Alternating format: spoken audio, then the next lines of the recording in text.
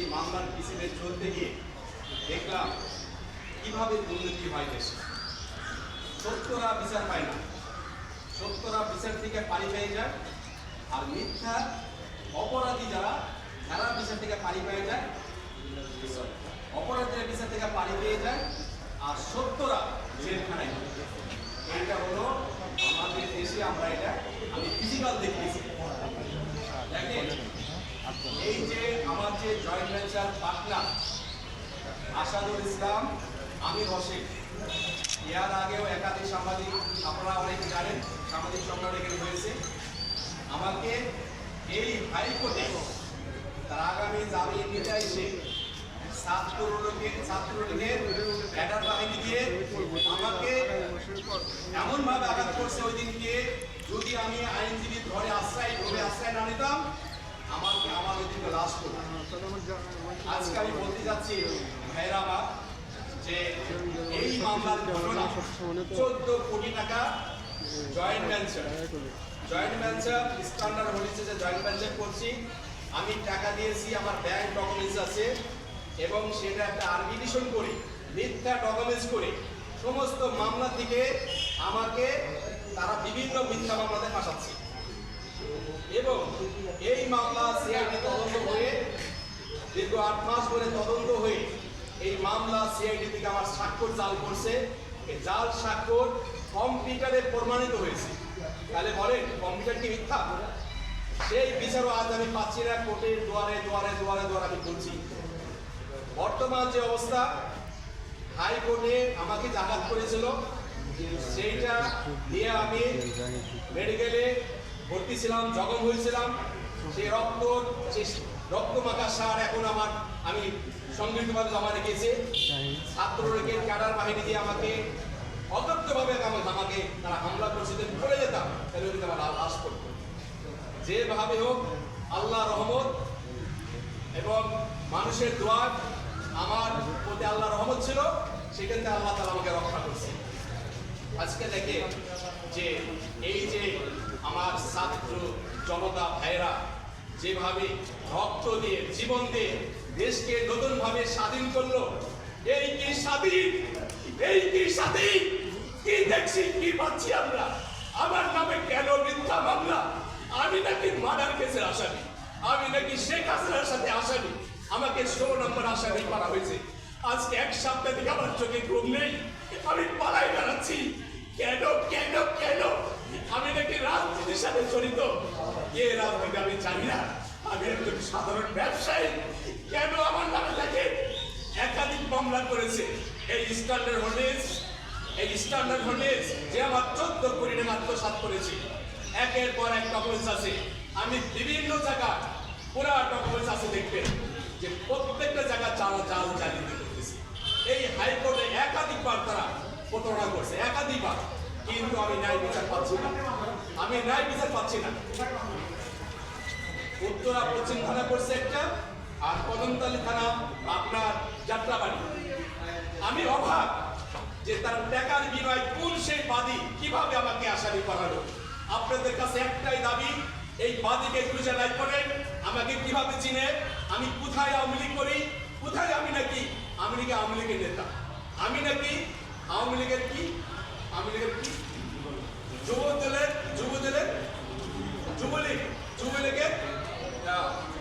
দক্ষিণ যুবলীগ নেতা। আওয়ামী লীগ কয়জন এমপি আছে আমি তাও বলতে পারবো না। আমি ব্যবসা নিয়ে ব্যস্ত, আমি কর্মঠ ভাই, কোথায় রাত কোথায় দিন আমি যাই না, আমি সারা কাজ নিয়ে ব্যস্ত থাকি। আমার জন্মস্থান রাজশাহী শহরে।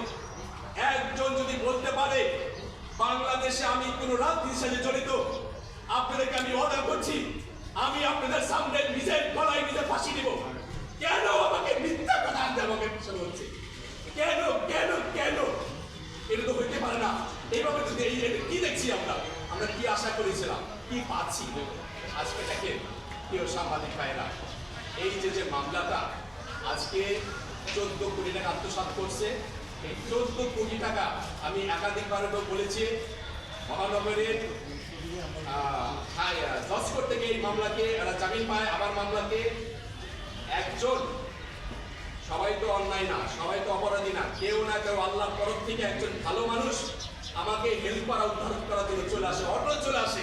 আজকে দেখে এর আগে একটা সিআইডি থেকে ফাইনাল রিপোর্ট গেছিল, সিআইডির আয়োগ কিন্তু সব আমাকে বলছে যে সিআইডির প্রধান এবং সিআইডির আনিসুর রহমান এসপি তারা ব্যাপক পরিমাণ টাকা খায়, সেটা ফাইনাল রিপোর্ট দিয়েছে। এটা কিন্তু এই সাংবাদিক সম্মেলন করার পরে আবার সেটাকে তদন্ত হয়েছে, সিআইডি তদন্ত করছে। সিআইডি তদন্ত করার পরে উদ্যোগকর্তা কর্মকর্তারা তারা তদন্ত করছে, তদন্ত করে সত্যতা পাইছে, সেই রিপোর্ট কিন্তু পুলিশ হেডকোয়ার্টারে চলে গেছে। ওই মামলা ফাইনাল রিপোর্ট দিয়েছে, ওই মামলা কি হয়েছে, আমরা নারাজি দিয়ে আবার কোর্ট আবার ডিবিকে তদন্ত দিয়েছে। ডিবিকে তদন্ত দেওয়ার পরে সেই ডিবির আয়োগ সাথে তো আমাকে তদন্ত হলে আমাকে আয়োগ কাছে যেতে হবে, ওরা আসবে তদন্ত করবে। কিন্তু আয়োগের সাথে আমাকে ফোন দিয়ে বলে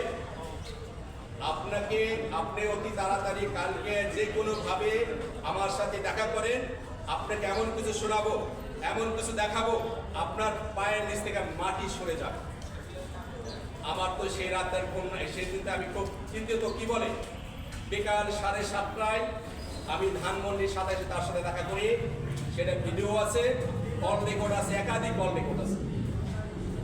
এবং তখন এই মামলার কপি বাই করে দেখে, আগে বলছিল যে এমন কিছু শোনাবো আমার পায়ের নিচ থেকে মাটি সরে যাবে, আপনার ফ্যামিলিকে তারা নিঃস্ব করে দেবে, আপনাকে একবার অ্যারেস্ট করতে পারলে আপনাকে 10 বছরের জেল কাল থেকে বাইর করতে দিবে না, বাড়িতে দিবে না। এইভাবে বলার পরে আমি যখন নাকি রেস্টুরেন্টে বসলাম, সেখানে ভিডিও ফাঁকাজ আছে, কল রেকর্ডিং আছে, সেখানে আপনি ওরা যে ওই আয়োজে বললেন ইন্সপেক্টর আরিফ তিনি এই মামলার কপি দেখালেন যে দেখেন আপনার নামে 16 নম্বর আসামি করা হয়েছে, আমাকে 10 লাখ টাকা সাথে আপনাকে ধরাই দেওয়ার জন্য। কিন্তু দেখেন আয়োগ আমাকে বিভিন্নভাবে পটায়ে, বিভিন্নভাবে লাইন করে আয়োগ আবার কি করছে, আমার কাছে 5 লাখ টাকা দাবি করছে। যে টাকা নিয়ে আসে আপনাদেরকে মামলা থেকে প্রত্যাহার করে দেব, আপনি মামলায় আপনার নাম কাটাই দিব, ইত্যাদি ইত্যাদি সব কল কিন্তু আমার কাছে রেকর্ড করা আছে, সব কল রেকর্ড করা আছে।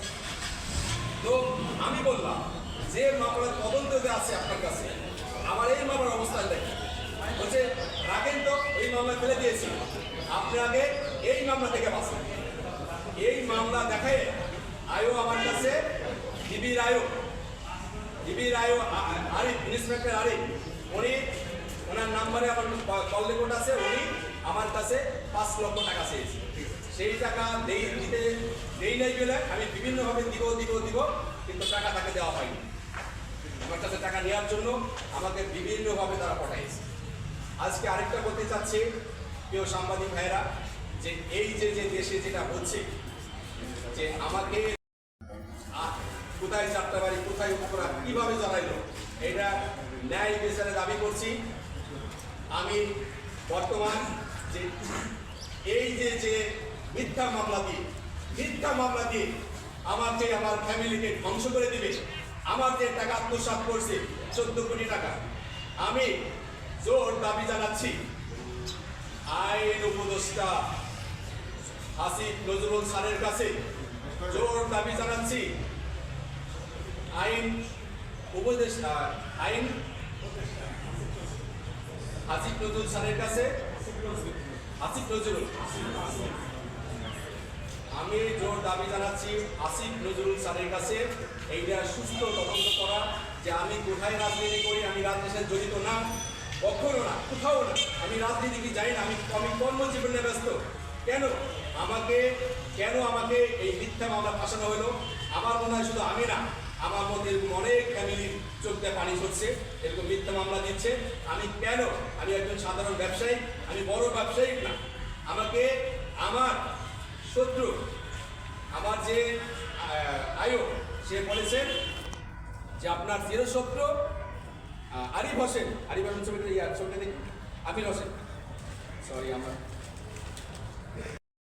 আমির হোসেন আমার ব্যবসায় পার্টনার ছিলেন।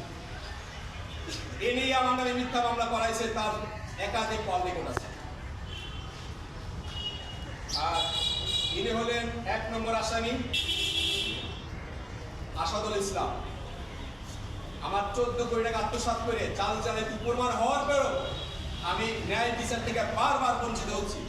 কথায় আছে না যে একবার মাছ জালে যখন আটকা পড়ে মাছ কিন্তু যে কোনোভাবে ছুটে যায়, আবার আটকা পড়ে আবার ছুটে যায়, আবার কি করে এমন পেছায় আর ছুটতে পারে না। তো দেখেন এই যে মামলার কপি, এই মামলার যে ফাইল আছে, ফাইলগুলো আপনাদেরকে দিচ্ছি, আপনারা একবারে প্রথম থেকে শেষ পর্যন্ত দেখবেন। প্রত্যেকটা জায়গা তারা দুর্নীতি করছে, প্রত্যেকটা জায়গা তারা অন্যায় করছে, প্রত্যেকটা জায়গা তারা বিপুল অঙ্কের টাকা দিয়ে সেই মামলা থেকে রেহাই পাচ্ছে। আবার কিন্তু মানে বারবার কিন্তু আমি মানে কেউ না কেউ ভালো মানুষ আমার কিন্তু আগায় আসে, কেউ না কেউ আগায় আসে।